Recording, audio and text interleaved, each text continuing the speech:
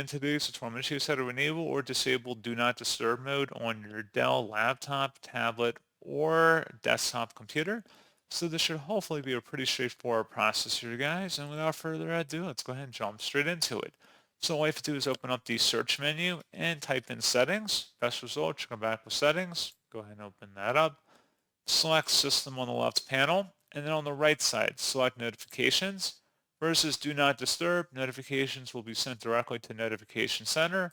Toggle that on or off depending on your preference, and that's all you have to do. So pretty straightforward process on that, guys, and as always, thank you for watching. I do hope that was able to help you out, and I do look forward to catching you all in the next tutorial. Goodbye.